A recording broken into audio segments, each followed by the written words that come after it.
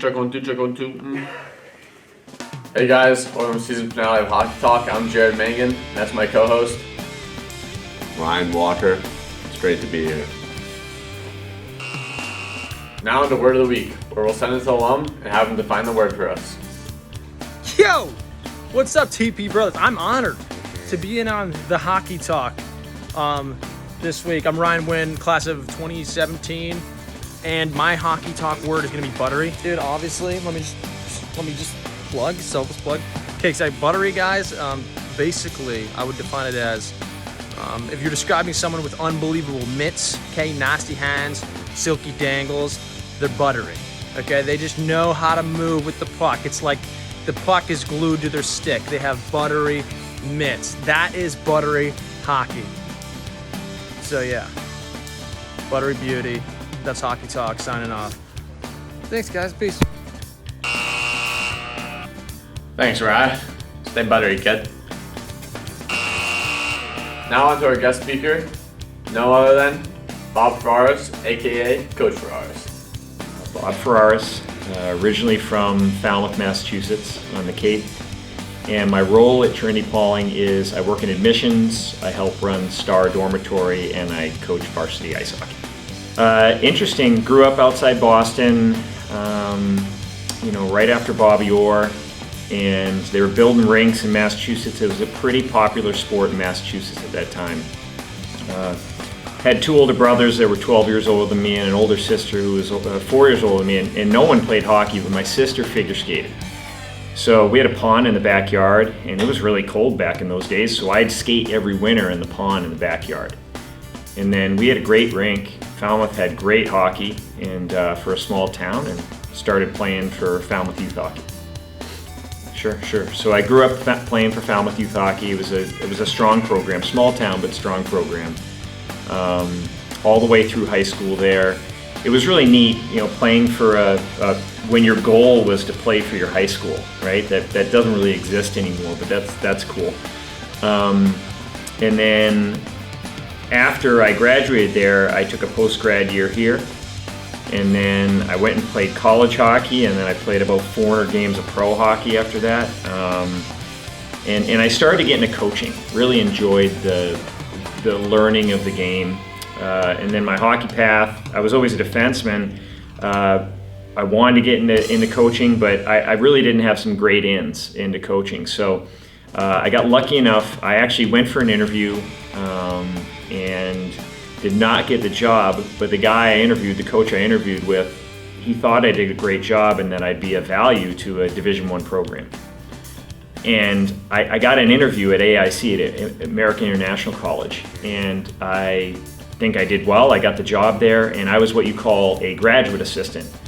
But at the time, AIC, their top assistant was the graduate assistant. So I was a Division I head assistant as a grad assistant. 27 years old, married, child on the way, and mortgage, 2 cars, and took a job for 2 years where I didn't make any money. And I got my master's, and it was well worth it. Then I landed another job with a great program in Erie, Pennsylvania at Mercyhurst, and spent a decade there at Mercyhurst as the assistant and then the associate head coach behind Rick Gaccino, who's an amazing coach to work for. And so 10 years there, and then Brian Foster here had always been kind of calling me, seeing how I was doing, always staying in touch, and had discussed with me about me being a coach here in the future. And then it lined up really well for our family to come here in 2015 and take over the varsity hockey team. And it was left in really a good place to pick up from, and it's been great so far. I would say the human element of it I appreciate the most. That I actually making an impact. As a college coach, you make an impact on young men's lives, but as a high school, age coach, you make an even bigger impact. So I think I'm doing a good job at that. I know my assistants do a great job, and so that's what I probably would value the most. Yeah, last year was surreal. I've never been sick.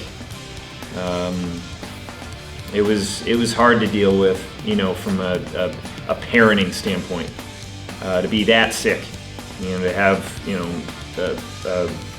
an illness and something that might take your life, and end your life. So, I'm still not out of the woods, but the surgery and the chemotherapy kicks your butt. But you know what? I look at it from the angle of like I have children, and everything. Every time that they were hooking me up for that 8-9 hour poisoning, I was grateful that the medicine was available for me and I was getting great care. But at the same time, you see the children that are there at the, I was at Memorial Sloan Kettering. You see these little kids, and it's a reality check for you because, here they are going through similar circumstances to you, but you've had this whole life, to appreciate, and they're kids. So it humbles you real quick, and you just kind of bite your tongue and take it. Incredible experience, the community here at Trinity-Pawling, how much support there was for us, and still is. Yeah, definitely. I mean, I've got plenty. Like, I played in one of the roughest times in one of the roughest leagues, toughest leagues in pro hockey. My first season, I took over 70 stitches in the face, blocking shots and sticks to the face. And funny, yeah, there's some stories I could tell you that are funny, but I can't put them on this show. The coolest thing that ever happened to me was I assisted on a goal that was scored by our goalie. So we were on the penalty kill, and it was 6v4 against us in Binghamton, playing in Broome County Civic Center, and our goalie, Mike Torcha, sent a bomb over center ice during the kill on the empty net, right in the middle of the net for a goal. That was pretty cool. Thanks, Coach. Now on the blooper of the week, where Coach Scott Hart takes a little spill.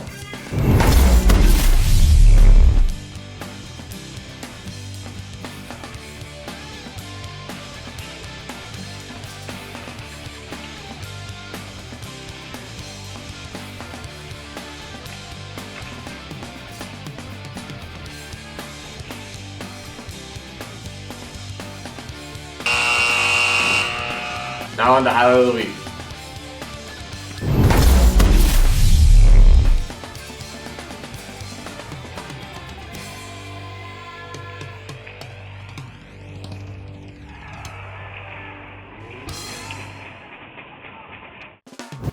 Wow, that was buttery. That's it for Hockey Talk. Thanks for everyone tuning in. I'm Jared Mangan. And I'm Ryan Walker. See you guys later.